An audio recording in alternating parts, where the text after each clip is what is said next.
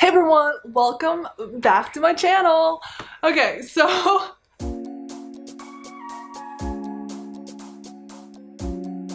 today I want to talk about the book that y'all keep asking me for, which is what book gave you a career in product design? Like, what is the book that was the foundation of your early days in product design? There really is one book that comes to mind, even though there are other books that deal with other subjects such as communication, interviewing, collaboration, that are also very good books, but I find that this book is really almost the most all-encompassing book in product design that I'm able to find. Just for a little bit teaser, this book is also the book that a lot of interaction design curriculum is based off of, especially in particular a notable one, which is CCA. California College of the Arts is known to pump out a lot of Google/Facebook/big tech company designers. This is the book that they use in their curriculum for interaction design. So I want to show you all the book that I think is highly underrated, even though a lot of people also know about this book because it's quite famous, but I think it still doesn't get the love it deserves, and frankly it is kind of dry, but it's really dense with information. It's by no means a quick, easy book, but it is the book that is essentially a lifetime coach. And that book is About Face. Of course, my Bible, which I always talk about during my live streams, and people are always asking me, if I wanted to start in product design, what is one book that I must have? And it's by far this book. Now, I have recommended other books such as Articulating Design Decisions and Inspired, which are all great books. One is really good for understanding how important communication is in design. And the other book, Inspired, teaches you how products are built. However, this book is the most all-encompassing product design book I have ever read. And this book was actually recommended to me by a director of product design. And as you can see, it is quite thick. I actually have another, several notebooks where I have notes from this book. And I used to do book meetings talking about this book.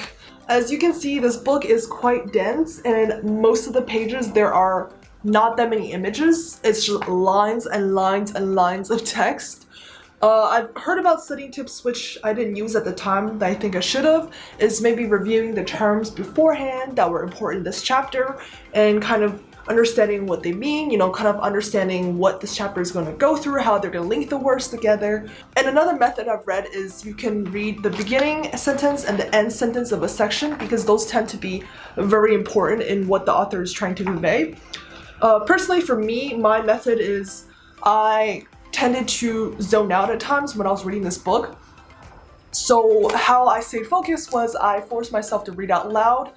And I always thought reading out loud was kind of like something that didn't really work, because I'm a pretty fast reader naturally, and I can usually skim through and read something and still be able to understand it. But then when I was reading this book, it is so dense and the information is presented in such an academic way. I actually forced myself to read it out loud to stay focused and to understand what it's saying and kind of repeat it back to myself. And that was how I was able to get through a lot of tougher sentences. Like, there were sections where I would just read and then zone out and not understand anything that I just read. Like, I would just read like paragraphs and pages and then try to remember what I just read, and I couldn't, I just blanked out. So with this book especially, it's important to stay engaged and stay focused, whether it's writing notes like I did here and here, keeping tabs, to refer back later on, important sections that I really enjoyed, or to read it out loud. That was immensely helpful. And of course, the most important thing that forced me to stay on track was having accountability with a mentor. So I would have questions that pop up naturally while reading this book and then review it with them during meetings. And that way, this was able to help me study this book in almost a classroom kind of like fashion. I would ask questions and then they would provide me real examples from their experience that matched up to what the book was saying or was different from what the book was saying. So that has helped me immensely. And if you find a mentor or an accountability partner and kind of study this like a textbook or studying it like you were in class, it will be immensely rewarding. You'll have eureka moments that will make the book worth reading. So that will come by as you go through chapter and chapter. And there are often times when you're reading it, it is really dry because, again, this is written in a very textbook kind of format.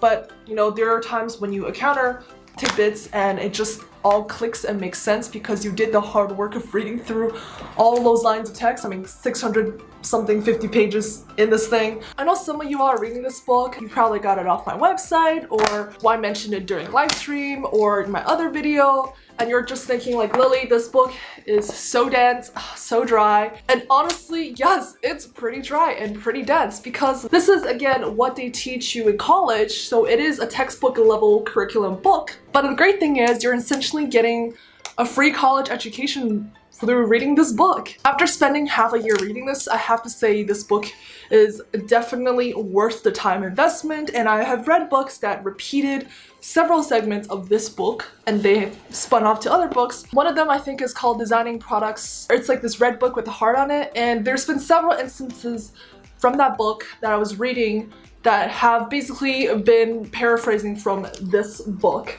It's not the most exciting book, it's not the most flashy, not an easy read by any means, but it's an amazing book that every product designer should have in their arsenal. And if you have any questions on this book, feel free to message me or ask me and I'll do my best to answer. I am also not, a director of product design, so I have limited experience, but from my experience of working and being mentored, I think this book has so much value, so I encourage everyone at every stage to read it. Even though you're starting as a new designer and it's kind of hard to understand, trust me, it will make sense when you keep this book with you and you're able to refer to it throughout your career.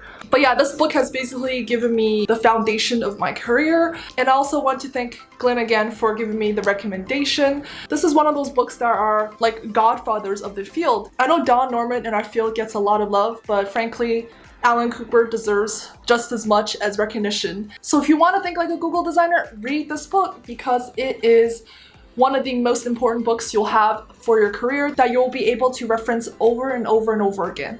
If you have read the book or are in the progress of reading the book, please leave a note in the comments. If I did recommend this book to you and you are reading it, please let me know how it's going. See you all next time.